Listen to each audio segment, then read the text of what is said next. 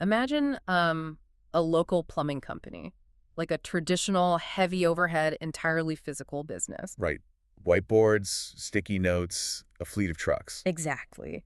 Now imagine that this same company suddenly cuts its back office staff from 7 people down to just 2 people. Wow. And at the exact same time, without adding a single new truck to their fleet, their revenue just jumps by 50% in 3 months. I mean, that sounds impossible. Right. It's not like they discovered some magic marketing wands or, uncovered a secret neighborhood of broken pipes.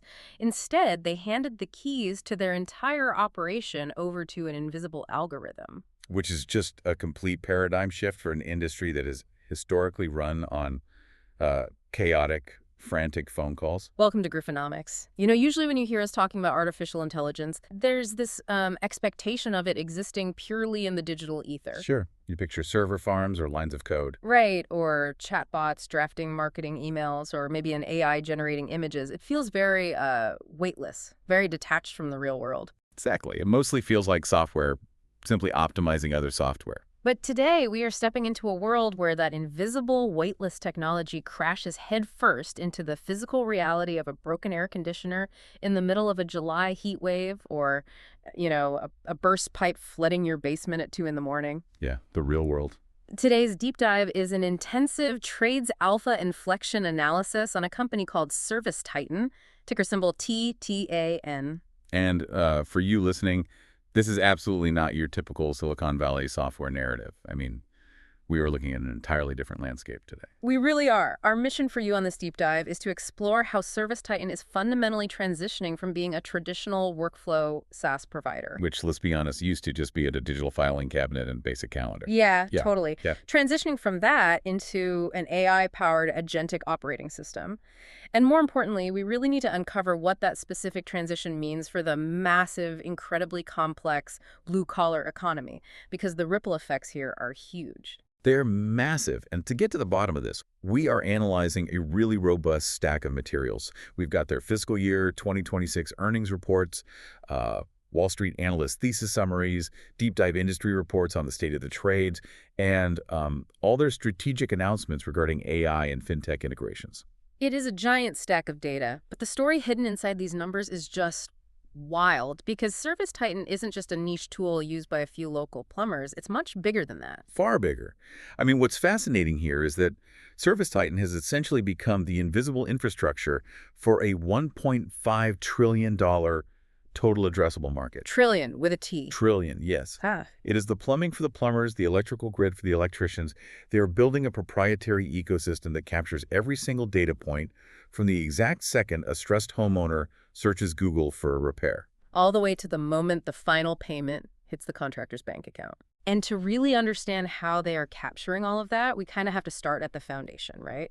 We need to look at their business model and their core strategy, which they are calling the Trades OS. Right, the operating system. Yeah. And the identity of this company is so deeply tied to the industry it serves. It was built by Aramadeshan and Vahe Kuzoyan. And what I really love about their story is that they aren't just, random tech founders looking for an open market to exploit. Not at all. They are the sons of tradespeople. They built this platform specifically for residential and commercial specialty contractors because they literally sat at the kitchen table and watched their own parents struggle with the chaotic business side of the trades. And that origin story is actually critical to understanding their product architecture. If you think about it, the trades are inherently chaotic by design. Well, if you run a standard software company, your employees sit at desks, log into computers, and the environment is entirely controlled. But if you run an HVAC company, you have a highly distributed mobile workforce moving from location to location, dealing with dynamic, unpredictable physical physics. Right. A pipe bursts, a circuit blows, a truck gets a flat tire on the highway. Exactly. Right. Legacy software simply wasn't built for that level of physical chaos. So ServiceTitan designed its platform around 5 distinct centers of gravity to connect the entire business. Okay, I want to make sure we really grasp how integrated this is, because centers of gravity sounds like a great marketing buzzword, but what does that actually look like for a small business owner? Let's walk through it. Yep. First, you have the CRM, customer relationship management. But this isn't just a digital Rolodex. This is sales enablement, marketing automation, and customer service. It handles the inbound call from that panicked homeowner whose basement is flooding. Okay, that's one. Second is FSM, or Field Service Management. This is the core engine for scheduling, tracking technician locations via GPS, and dispatching the right technician to the right job based on their specific skills. Right, because if I run a mix shop, I cannot afford to send a guy who specializes in, like, massive commercial refrigeration units to fix residential garbage disposal. It's a massive waste of his hourly rate and his specific skill set. Yeah, makes sense. Precisely. You need intelligent routing. Then, the third center of gravity is the ERP, the Enterprise Resource Planning. This handles the actual physical stuff, inventory management. It needs to know exactly what parts are currently sitting on truck number 4 versus what is sitting back in the main warehouse. Got it. Fourth is HCCM, Human Capital Management, which integrates compensation, performance tracking, and payroll. And finally, the fifth center is FinTech, which manages the actual money movement. So payment processing, invoicing. Yeah, and even third-party consumer financing right there in the customer's driveway. So by integrating all 5 of those centers, they create this closed loop where data basically never leaks out to a third-party app. That's the goal. But here's the thing that really caught my eye in the analyst reports, and I think this is the key to their entire valuation. It's how they price this software. Oh, the pricing model is fascinating. Right. If you look at traditional SaaS companies, your Microsofts, your Salesforces, your Asanas, they all charge per seat. You pay a monthly fee for how many human beings are sitting at a desk logging into the software. ServiceTitan completely flipped that. They did. They charge based on the size of the business and the number of revenue-generating technicians actively working out in the field. And that specific pricing model is what Wall Street analysts are aggressively identifying as a massive pricing power moat. Okay, let's unpack this for you listening. Why is that moat so powerful? To understand why, you have to look at the broader macroeconomic environment right now. Artificial intelligence is absolutely terrifying traditional software companies. What? Because AI agents are getting so good that they are replacing human back office workers. If your software revenue is based on how many customer service reps or data entry clerks have a seat in your software, and an AI just allowed a company to fire half of them. Your subscription revenue collapses. Exactly. Wall Street is calling this the AI-driven per-seat budget contraction. Okay, let me pause you there because I want to make sure I have this crystal clear. Traditional SaaS is basically like a company renting office chairs. If AI comes along and makes human workers so efficient that a company needs fewer humans in the office, they return the chairs. Yep. And the software company loses that recurring revenue. That is the exact vulnerability of the current tech sector. But ServiceTitan's model bypasses that completely. Because they charge per technician out in the physical world, they are completely insulated from that digital contraction. I mean, an AI can draft a beautiful marketing email in 2 seconds, but an AI cannot crawl into a 120-degree attic to swap out a condenser coil. Not yet, anyway. Right. The human technician is still the fundamental, irreplaceable unit of revenue in the physical world. So ServiceTitan isn't renting office chairs, they are toll boothing the actual highways of physical labor. That is precisely the dynamic. The labor is physical. By pegging their revenue to the field technician rather than the back office staff, ServiceTitan guarantees that as long as physical work is being done in the real world, their revenue stream remains completely intact. It's brilliant. In fact, it actually flips the incentive structure. How so? If ServiceTitan software makes a contractor's back office incredibly efficient, meaning they need fewer dispatchers or accountants, the contractor saves money. What do they do with those savings? They hire more field technicians to grow their revenue. Exactly. And the moment they add a new technician to a truck, ServiceTitan's subscription revenue automatically increases. It perfectly aligns their financial incentives with their customers' actual growth. Yeah. They only make more money when the plumber makes more money. Win-win. And you really start to see how deeply embedded this company is in the physical reality of their customers when you look at the cultural aspect. I was reading through the Power of the Nation and Day of the Trades source material we have in the stack. This isn't just, sterile B2B software. They've built this massive localized community ecosystem. It is highly localized and deeply relational. Software in the trades isn't just a tool, it's the lifeline of a family business. Right. Like I was looking at True Pros, which is a residential HVAC and plumbing provider in Utah. They partner with ServiceTitan and Make-A-Wish Utah to fund and grant wishes for critically ill kids. The materials specifically mention this 9-year-old boy named Kyson. Yeah, I saw that. Or look at Above and Beyond, an HVAC company in Oklahoma. They partnered with ServiceTitan to completely upgrade the HVAC system for the Oklahoma Humane Society so that animals and volunteers don't freeze in the winter or overheat during those brutal Oklahoma summers. Which is incredible work. It is. And when a software company is actively participating in the physical community-level philanthropy of its customer base, that software isn't getting ripped out and replaced just because a competitor offers a cheaper monthly rate. The switching costs become incredibly high, both emotionally and operationally. It creates immense brand loyalty, which directly shows up in their retention metrics, which we will dig into shortly. Yeah. But your point about toll boothing the highway of physical labor is the perfect way to look at their strategy. Because ServiceTitan already owns that highway. They are the established system of record for the industry. So what's next for them? Well, the massive strategic inflection point they're navigating right now is what happens when they make the cars on that highway drive themselves. This is exactly what I want to dig into. They are calling this the Max program. We are moving from a passive system of record like a digital ledger to an agentic operating system. What does that actually mean? So the Max program is their premier end-to-end automation model. To understand why this is a revolution in this specific industry, you have to understand that previously, contractors might have used isolated pockets of automation. Like what? Maybe they had an automated text message reminding a customer of an appointment or a basic algorithm to suggest a driving route. Sure, basic stuff. Right. Max changes the game entirely.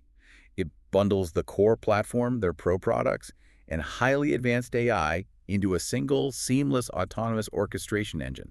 It doesn't just assist the business, it actively runs the logistics of the business. Okay, so let's put this into a real-world scenario for you. Let's say you own a plumbing business. You have 10 trucks, it's a Tuesday afternoon, things are weirdly slow, and you have guys sitting around the shop drinking coffee, which means you are burning money on hourly wages without generating any revenue.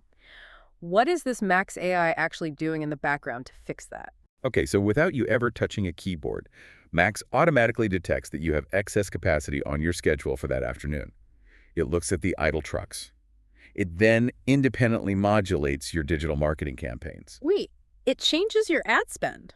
Exactly. Yeah. For instance, it will instantly dial up your Google ad spend, specifically targeting high-intent, immediate repair keywords like emergency pipe leak in the specific zip codes where your idle trucks are currently parked. That is wild. It's adjusting the marketing budget in real time based on the physical location of a truck. It generates the demand. Then, when a frantic homeowner clicks that ad and calls the number, Max utilizes virtual agents to answer that inbound call in natural conversational language. And AI answers the phone. Yes. The AI triages the issue, collects the customer's details, and books the appointment directly into the schedule. Then it evaluates your entire fleet and dispatches the exact right technician based on their skill set, their current drive time, and their historical success rate with that specific type of job. And it doesn't stop there. When the technician arrives at the house, Max helps generate an accurate, dynamic quote right there in the field based on real-time pricing for parts. So the AI literally generated the lead, closed the lead, routed the truck, and priced the job. It is actively managing the operations. End to end. And the financial results from the early pilots of this program are what really stopped me in my tracks. We are talking about massive EBITDA expansion. The pilot data is phenomenal. And for anyone who isn't steeped in finance, EBITDA stands for earnings before interest, taxes, depreciation, and amortization. It's basically a measure of a company's pure operating profitability. Right. One residential plumbing customer in the pilot program reported that within months of going live with Max, their EBITDA margins improved from 18% to 30%. Going from an 18% to a 30% profit margin in a physical, heavy overhead business like plumbing is practically unheard of. I mean, you have massive fixed costs, trucks, gas, insurance, copper, pipes. How did an AI actually achieve that kind of margin expansion? By drastically reducing overhead, while simultaneously increasing the volume of jobs they could process. That specific plumbing customer was the one you mentioned at the start of the show. The one that cuts staff. Yes. They were able to reduce their back office staff from 7 people down to just 2 people. And those 2 people were still able to comfortably support 19 field technicians. Because the AI took over the repetitive tasks. Exactly. The call booking, the dispatching, the route optimization, and the capacity planning. And because their back office overhead dropped so significantly, they used those savings to fundamentally improve their business. How so? They increased the salaries of their field technicians to retain the best talent. They eliminated mandatory weekend shifts, which massively boosted morale. And they even reduced the final pricing for the end customer, making them far more competitive in their local market. It is a total paradigm shift. You lower prices for the customer, pay your plumbers more, and still increase your profit margin. It's exactly what an Agentic OS is designed to do. And there's another case study in the materials that blew my mind. A Southern California company referred to in the reports as Team Router. Within 3 months of migrating to the Max program, they saw a 50% increase in their average ticket size. A huge jump. Yeah, and that led to greater than 50% year-over-year revenue growth in the month of January alone. So the AI isn't just cutting costs, it's actually better at identifying upsell opportunities and optimizing pricing than the human dispatchers were. And you have to look at how this translates into a massive financial multiplier for ServiceTitan itself. Vahe Kuzoyan, the co-founder, explicitly stated that the average customer adopting Max is expected to double their monthly subscription revenue paid to ServiceTitan once they are fully ramped up on the system. Double it, just by turning on the AI package? It's a massive growth lever. But I do want to push back on this thoughtfully for a second. When you say a plumbing company cut its office staff from 7 people down to 2 and relies on virtual agents to answer the phone, does this level of aggressive back-office automation risk alienating the human element of customer service? I mean, think about it. If my basement is flooding, I am in a state of panic. My drywall is ruined. My floorboards are warping. Do I really want to talk to an AI bot, or do I want a reassuring, empathetic human voice telling me that help is 20 minutes away? Doesn't this risk commoditizing the tradesman and ruining the local relationship? It's a very valid concern, and it's exactly why ServiceTitan is taking a highly deliberate, phased approach to the Max rollout. They are acutely aware of the risk. They aren't just flipping a switch and forcing this on all 10,000 of their customers overnight. Which is smart. They recognize that in the trades, trust is everything. The AI has to be flawless. In phase 1 of the rollout, they required super high-touch executive-level involvement for every single installation to verify not just the financial ROI, but the actual customer experience on the phone. They need to know the bot isn't going to make things worse. Right. Currently, the demand from contractors to get on the Max program far exceeds the supply ServiceTitan is allowing. They are strictly pacing the onboarding. Why? Because if a virtual agent hallucinates or gets confused or fails to dispatch a technician to an emergency gas leak. The contractor loses that customer forever. Exactly. Right. The stakes are physical. If an AI messes up a marketing email for a shoe company, that's annoying. You send an apology email. If an AI messes up a gas leak dispatch or routes a plumber to the wrong side of town during a flood, that is catastrophic. Precisely. So they are throttling the adoption to ensure the technology is actually elevating the service. And I suppose if the AI can answer the phone on the very first ring, instantly, 24 hours a day, that might actually provide a better customer experience than a busy human office where you get put on hold for 10 minutes. That's the trade-off. The core promise of the Agentic OS is that the AI handles the logistics instantly and perfectly, which frees up those 2 remaining human office workers to handle the high-emotion, complex escalations that genuinely require human empathy. That makes a lot of sense. But to see if this aggressive, highly engineered AI strategy is actually translating into macro-level business success for ServiceTitan, we need to transition and look at the cold, hard numbers from their recent fiscal year. Let's get into the financials. Because the narrative is great, but the numbers never lie. And we have to start by celebrating a massive milestone. Ara Madeshan announced they officially surpassed a $1 billion annualized revenue run rate.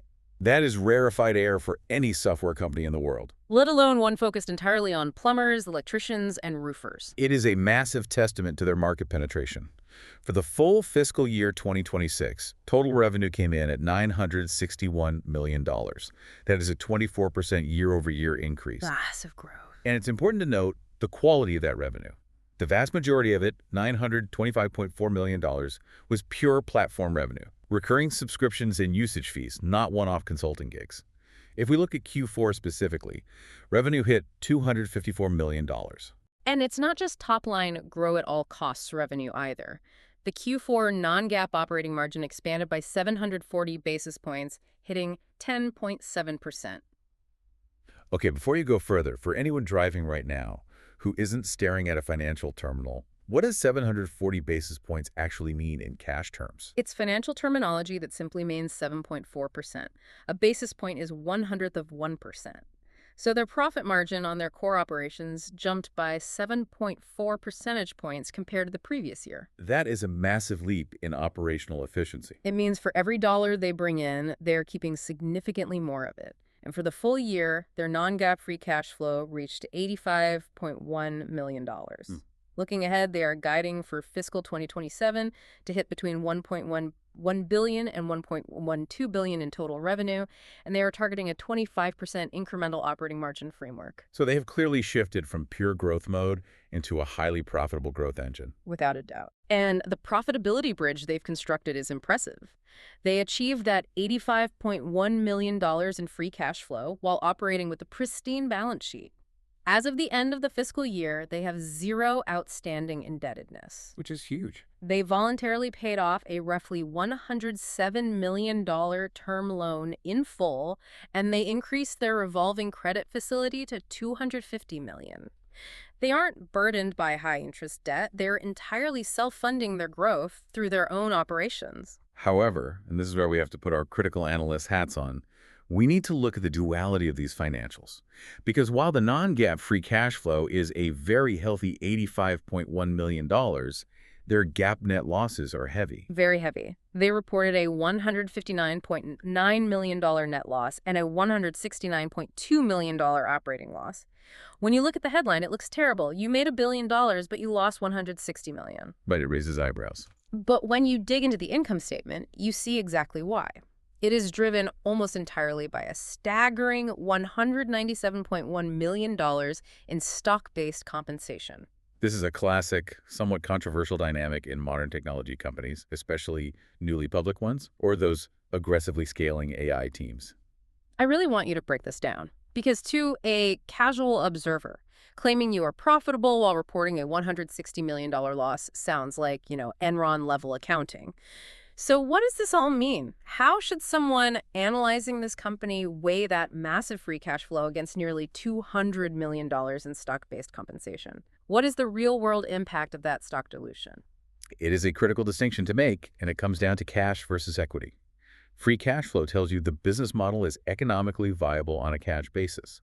More actual dollars are entering their bank accounts from customers than are leaving to pay for servers, marketing, and rent. So they don't need to borrow money from a bank to keep the lights on. Exactly. That is incredibly healthy. However, stock-based compensation, or SBC, is a real expense, even if it's non-cash. Right, because you aren't writing a check from the corporate treasury. Exactly. Instead of paying an elite AI engineer $1 million in cash, you pay them $200,000 in cash and $800,000 in company stock. By issuing $197 million worth of stock to their employees and executives, ServiceTitan is increasing the total number of shares in existence. The pizza analogy works best here, right? Yeah, think of the company like a pizza. If you own a slice and the company suddenly cuts the pizza into twice as many pieces to give to their engineers, your slice just got smaller. It dilutes the ownership percentage of existing public shareholders. You own a slightly smaller piece of the pie every time they issue those shares. It's essentially the hidden cost of retaining top-tier engineering talent in a hyper-competitive AI market. You are competing with Google and Meta for talent. You have to pay them. You just print your own currency company stock to do it, which subtly dilutes the retail investor. Precisely. And the reason Wall Street analysts tolerate this massive dilution without panicking is primarily because of the underlying unit economics of the business, specifically their retention metrics. The stickiness of the platform. The sources show a 95% gross dollar retention rate and an over 110% net dollar retention rate. I think a bucket analogy works best here. Go for it. Gross retention means if you have a bucket with $100 of recurring revenue, only $5 leaks out of a hole in the bottom every year from customers going out of business or leaving for a competitor. $95 stays in the bucket. That's a great way to visualize it. And the 110% net dollar retention rate means that even after accounting for that $5 leak, the customers who stayed in the bucket spent so much more money with you by hiring more technicians or buying new add-on products that the bucket now holds $110. So it's growing from within. Yes. If you retain 95% of your revenue base every year, and your existing customers organically grow their spend with you by 10% the following year, your revenue base becomes an unstoppable compounding machine. That incredible stickiness makes institutional investors willing to look past the gap unprofitability caused by stock compensation because the lifetime value of a ServiceTitan customer is so astronomically high. And the reason that retention is so incredibly high is because the platform never stops evolving. It constantly captures more and more of the business's daily operations. They don't want a contractor to ever have a single reason to log out of ServiceTitan and open another app. And the ultimate way to ensure that level of lock-in is to control the lifeblood of the business, which is the money movement. This is where Titan Intelligence and their fintech integration come into play. The transition from just managing workflows to actively managing the money movement is where the $82.1 billion in gross transaction volume, or GTV, comes into focus. ServiceTitan isn't just generating the invoices for the plumbers, it's actually processing the payments for those invoices. And to make the entire platform easier to interact with, they recently introduced Atlas and the Atlas Sidekick. This is the core of Titan Intelligence. Atlas is a natural language interface built natively into the platform. How does that work in practice? A contractor who maybe isn't super tech-savvy doesn't have to navigate through 5 different complex drop-down menus to build a custom report. They can literally just type or speak in plain English, like, Atlas, show me the profit margin on all commercial HVAC jobs from last month, sorted by technician. And the AI instantly generates the exact chart. It completely lowers the barrier to entry for complex data analysis. But while Atlas is great for usability, the real monetization engine, the thing driving the financial growth, is their expanded fintech suite. They recently introduced AP automation, tap to pay on mobile, and an integrated financing waterfall. Let's look at AP automation first because this solves a massive headache. AP stands for Accounts Payable, paying the bills. Anyone who has ever run a physical business knows this is an absolute nightmare of paperwork. You have invoices, receipts, purchase orders. How is ServiceTitan using AI to solve this? They are using a combination of AI and optical character recognition, or OCR. Let's walk through a very real scenario of how a contractor loses money without this. Okay. Let's say your company buys parts from a supplier, say 50 water heaters. The supplier emails you a PDF bill. In a normal business, an office worker manually reads that PDF and types the numbers into the accounting software. If they accidentally type $5,000 instead of $500 and the bill gets paid, the contractor just lost massive margin. Because of a typo. Right. With ServiceTitan's AP automation, the AI automatically captures that PDF bill from an automated inbox. The OCR technology visually reads the document, extracting the line items, quantities, and prices. It reads it just like a human eye would. Exactly. And then it performs what is called a three-way match. It automatically matches the supplier's incoming bill against the original purchase order that was generated inside ServiceTitan and against the digital receipt of goods showing the items actually arrived at the warehouse. Wait, so it checks the bill, the PO, and the actual delivery receipt? Yes.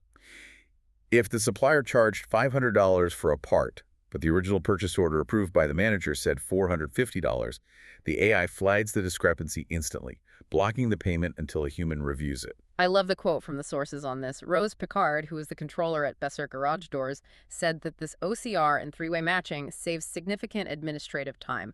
But more importantly, it makes their job costing infinitely more reliable. And that is the secret to survival in the trades. Because that accuracy flows directly into calculating your true job margins. If you don't know exactly, down to the penny, what you paid for parts, you have no idea if you actually made a profit on the job or if you essentially paid for the privilege of installing someone's garage door. Exactly. AP automation protects profitability on the back end, but then you have the revenue capture side on the front end, which is tap to pay on mobile. This one is huge for the technicians out in the field.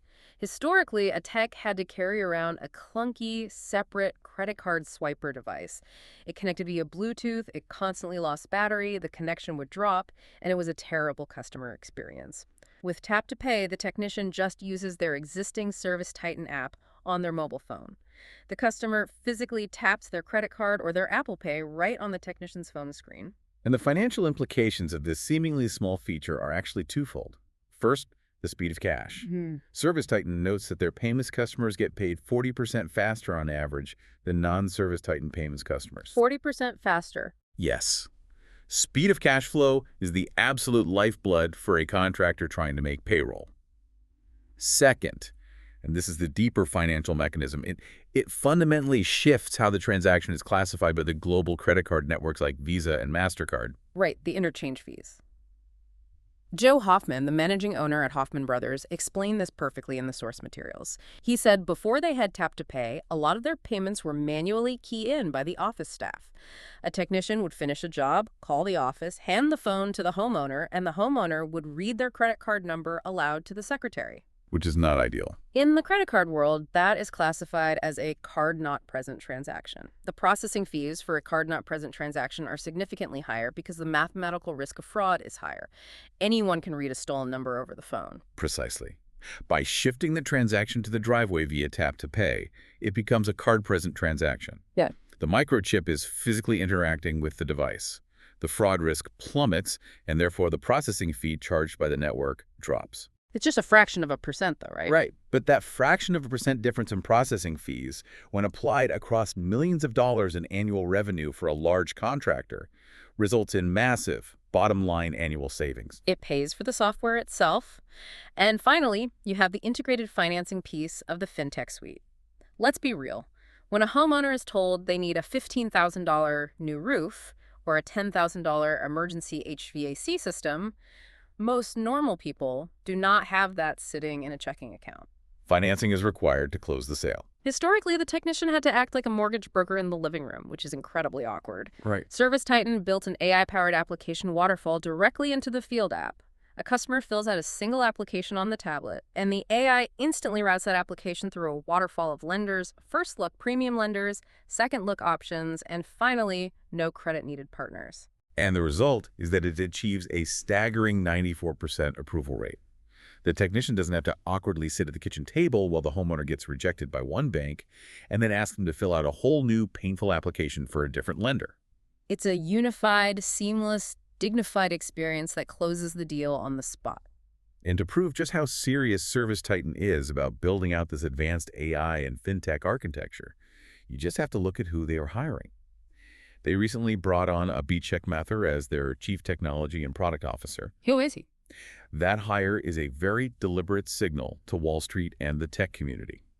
Mathur comes from Figma, where he was the Senior VP of Software Engineering, overseeing their AI research and the development of Figma AI.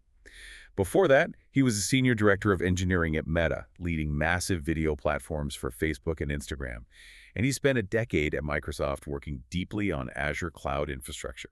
That is quite the resume. You do not hire an AI engineering heavyweight from Meta and Figma just to build a slightly better calendar app for plumbers. You hire him to build a true, autonomous, enterprise-grade software ecosystem. And it's that powerful, enterprise-grade tech stack that makes ServiceTitan incredibly attractive, not just to the local mom-and-pop shops with 2 trucks, but to massive, ruthless Wall Street players. Which is the perfect segue to looking at market dynamics and M&A, specifically the private equity roll-up engine. If you follow private equity at all, you know that the trades are currently undergoing a massive, unprecedented wave of consolidation. Private equity firms have woken up to the fact that the trades are highly fragmented, mostly run by older owners looking to retire, and they are highly localized. And recession-resistant. Most importantly, they are largely recession-resistant. Because, as we said, a broken toilet flooding a master bathroom is not a discretionary expense. You don't wait for interest rates to drop to fix it. You fix it regardless of what the stock market is doing. It is guaranteed cash flow. So what is the PE playbook here? The playbook is called a roll-up. A private equity firm will buy up dozens of local mom-and-pop plumbing businesses. They buy them at a relatively low valuation, multiple, say, 3 or 4 times earnings. They combine them all into a massive regional or national powerhouse. And then what? Once the company is huge and standardized, they can sell the entire conglomerate to a bigger fund or take it public at a much higher multiple, say, 12 to 15 times earnings. That multiple arbitrage is how PE makes billions. However, there's a massive catch. Here's where it gets really interesting for you, the logistics. Exactly. Integrating the operations of 20 different local plumbing companies, each using completely different legacy software, different whiteboards, different Excel sheets, and different accounting standards, is an absolute logistical nightmare. You can't achieve economies of scale if you can't even get your 20 new branches to report their revenue in the same format. Enter ServiceTitan. They act as the M&A operating system, or what the private equity industry calls the model tenant for these consolidators. Let's look at a prime example from the source's Vertex Service Partners. They are backed by Alpine Investors, a major PE firm. And what did they do? In just 3 years, by standardizing entirely on ServiceTitan, Vertex grew from nothing to $600 million in revenue, 800 employees, and they are now servicing 100,000 roofs across the country. The CEO of Vertex, Dennis Elliott, explicitly stated that ServiceTitan was the foundation that allowed them to create a standardized workflow approach. When Vertex acquires a new local roofing company in Ohio, they don't have to spend 6 months figuring out how to merge messy databases. They just plug them in. Exactly. They just plug the new acquisition directly into their existing ServiceTitan model tenant. Best practices for pricing and dispatching are instantly replicated, financial reporting is unified, and the profit margins of the newly acquired mom-and-pop company modernize almost overnight. And we see the exact same strategy playing out in the pool care industry. Azurion, which has 11 locations across 5 states doing everything from weekly pool maintenance to full-scale commercial pool construction, just selected ServiceTitan as its core technology platform. Their CEO, John Tissera, said a unified foundation is absolutely critical for integrating acquired businesses at scale. And remember the synergy we discussed earlier regarding ServiceTitan's pricing model. Because ServiceTitan charges per technician, when a massive PE firm like Vertex or Azurion acquires a new local company and plugs those 50 new technicians into the platform, ServiceTitan's revenue automatically scales up. And it scales up with zero customer acquisition cost for ServiceTitan. The PE firm spends the millions of dollars doing the heavy lifting of the roll-up, and ServiceTitan automatically monetizes the expanding headcount. It's a brilliant, highly lucrative symbiotic relationship. But ServiceTitan isn't just sitting back and relying on PE firms to do all the acquiring. They are doing their own direct tech acquisitions to expand their footprint and capabilities. They recently acquired Convex, which provides deep commercial property data, allowing them to push heavily into the massive commercial sector, not just residential homes. And they also acquired a company called Conduit Tech. Yes, the LiDAR integration. This is a leap into the physical sciences. Exactly. Conduit Tech uses LiDAR light detection and ranging, which is the exact same laser technology used in autonomous self-driving cars, to build 3D models and run thermal load calculations for HVAC systems directly on-site. So ServiceTitan is moving from just managing the business of the trade, the money, and the schedule, to actually assisting in the physical physics of the trade itself. A technician walks into a living room, scans it with their iPad's LiDAR sensor, and the software instantly calculates the exact tonnage of air conditioning required to cool that specific cubic volume of space, taking into account windows and insulation. That is wild. And it solves a massive financial risk for the contractor human error in the estimating phase. If a technician manually miscalculates the thermal load of a house, they might recommend and install an undersized AC unit. When August hits, that unit runs 24/7, fails to cool the house, and breaks down. The customer is furious. Right. They demand a refund or a replacement, and the contractor loses thousands of dollars on unbillable warranty calls and ripped-out equipment. By standardizing the physical measurements through LiDAR, ServiceTitan is ensuring execution excellence on the actual job site. And the market is incredibly hungry for this execution excellence. The ServiceTitan Thrive Analytics report showed that 75% of roofing contractors expect revenue growth next year, despite facing tighter profit margins and the sheer complexity of dealing with insurance claims. They know they have to leverage advanced tech to survive. This sector is supposedly boring compared to consumer tech like social media apps, but private equity money is absolutely flooding into it because the returns are so fundamentally reliable. But, as with any investment thesis, we have to look at the downside. While the bull case sounds absolutely flawless on paper, you have an insulated pricing model, AI automation expanding margins, and PE tailwinds driving growth. No company is invincible. We have to ask, what are the structural ceilings threatening this growth? Which brings us to the market skepticism and the real risks. Let's start with the biggest, most obvious structural bottleneck facing the entire blue-collar industry, and by direct extension, ServiceTitan, the skilled labor shortage. We really need to deeply analyze the labor paradox here. As we established, ServiceTitan's greatest strength is its pricing model charging per revenue-generating technician in the field. It perfectly insulates them from back-office AI disruption, but it creates a critical, unavoidable vulnerability. If the macroeconomy cannot produce enough licensed plumbers, electricians, and HVAC technicians to meet demand, Your total addressable market is functionally capped by labor demographics. It's like ServiceTitan has built the most advanced, high-speed, AI-powered train in the world, but they don't control the track. The track is the supply of human labor. That's a great way to put it. If older boomer generation tradespeople retire and younger generations are pushed entirely toward four-year college degrees instead of trade schools, contractors simply can't hire. If contractors can't hire, they don't add new technicians to their ServiceTitan subscription. Regardless of how incredible the Max Program AI is, an algorithm cannot magically conjure a licensed journeyman plumber out of thin air. Exactly. The demographic reality of the U.S. workforce acts as a hard ceiling on their organic growth rate. And we are already seeing some macro vulnerability show up in the numbers. In Q4, despite the massive overall revenue growth, there was a noticeable deceleration in their GTV growth, the actual volume of money flowing through the platform. The stock actually took a hit after earnings because of this specific metric. Why did the GTV decelerate if the AI is making everyone so efficient? Management attributed to a combination of two things. First, macro spending trends. In a high-interest rate environment, consumers are being a bit tighter with discretionary big-ticket upgrades. They will fix the broken AC, but they might delay installing a brand-new $20,000 premium system. Right. And the second thing? Second, and more importantly, severe winter ice storms physically prevented technicians from getting to jobs in major markets. It highlights a profound risk. No matter how sophisticated the cloud software is, the revenue is ultimately tied to physical trucks rolling on physical pavement. If an ice storm freezes the roads, the GTV stops dead. Nature always wins.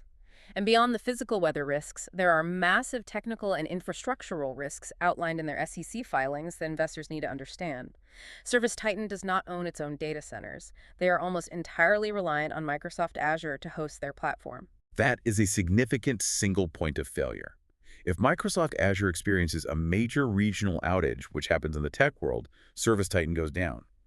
And if ServiceTitan goes down, thousands of contracting businesses across the country are instantly paralyzed. They can't answer phone calls, they can't dispatch trucks, they can't process payments. The entire $1.5 trillion economy hiccups. Yeah. Furthermore, when the Azure contract is up for renewal, Microsoft possesses immense negotiating leverage to raise pricing, which could severely compress ServiceTitan's profit margins. Then there is the AI hallucination risk. They are relying on third-party large language models, like OpenAI and Microsoft's models, to power the Max program and the Atlas interface. What happens if the AI confidently makes a mistake? That's a big liability. If an AI chatbot on a retail website hallucinates and tells a user a weird joke, it's funny. It goes viral online. If the Agentic OS hallucinates and dispatches a crew to the wrong address for a massive commercial construction job, or generates a legally binding contract with the wrong decimal point on the pricing, the financial liability is massive. There are also geopolitical workforce exposures that aren't widely discussed. To build this massive technology stack, ServiceTitan utilizes a significant international workforce, including heavy reliance on engineering contractors based in Armenia, Macedonia, and Poland. What's the risk there? Any geopolitical instability, armed conflict, or changes in U.S. tech sanctions in those specific regions could severely disrupt their product development pipeline and their ability to maintain the software. And we can't forget the flip side of the private equity roll-up engine we praised earlier. Wall Street calls this customer consolidation risk. Right. While PE firms standardizing on ServiceTitan drives rapid, easy growth today, it concentrates TTAN's revenue among a shrinking pool of massive enterprise customers. When a roll-up company like Vertex gets to $1 billion in revenue and controls tens of thousands of technicians, they gain immense negotiating leverage over ServiceTitan. They can walk into the boardroom and say, look, we represent a massive chunk of your overall GTV. Cut our per technician subscription price in half. Or we will just hire our own team of developers and build a proprietary software platform from scratch. When your customers become giants, they can quickly become existential threats. ServiceTitan is highly aware of these risks, particularly the labor shortage bottleneck. It's why they recently launched the Future of the Trades online resource.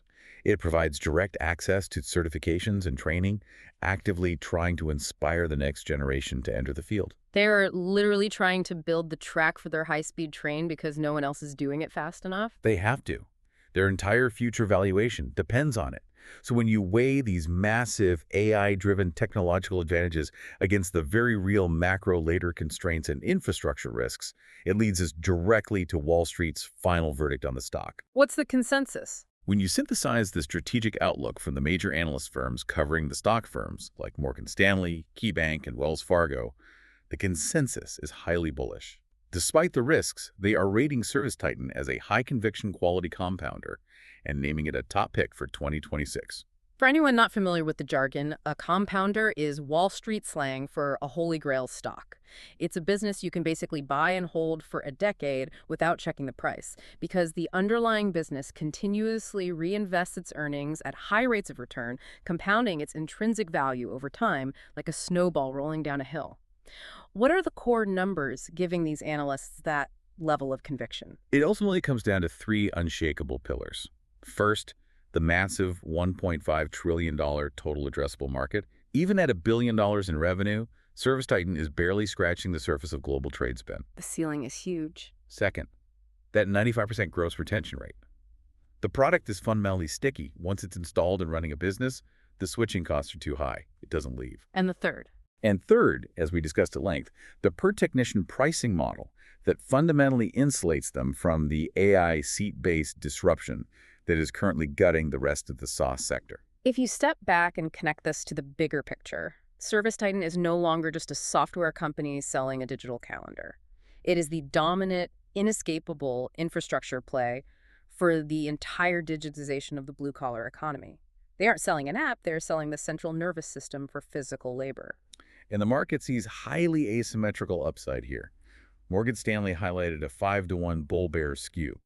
That means they believe the potential upside of successfully monetizing their $80 billion proprietary data flywheel through the MAX program far outweighs the downside risks of near-term macro volatility or stock dilution. Because they have the data. They have the data. They know exactly how long it takes to fix a pipe in Chicago versus Miami. And in the age of AI, proprietary, industry-specific, real-world data is the most valuable asset on Earth.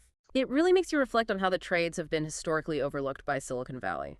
For the last 20 years, venture capital was completely obsessed with building apps for dog walking or 15-minute grocery delivery or ephemeral messaging that disappears in 10 seconds.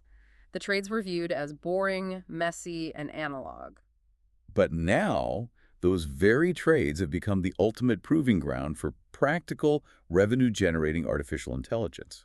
The digital world is finally learning how to interact with a physical wrench. It is the bridging of the digital and physical economies, and ServiceTitan is the primary architect of that bridge.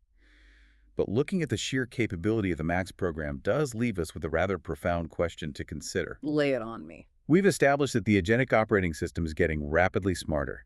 It is taking over the marketing, it is calculating the pricing, it is dispatching the routes, and it is routing the financing. As the AI assumes total control of the core business logic, does the human tradesperson simply become an API endpoint for the algorithm? Wait, like just a physical extension of the software? Think about it. If the AI is making all the strategic decisions, and the human is just executing the physical labor instructed by the tablet, who is really the boss? The contractor or the algorithm? Well, are we working for the software, or is the software working for us?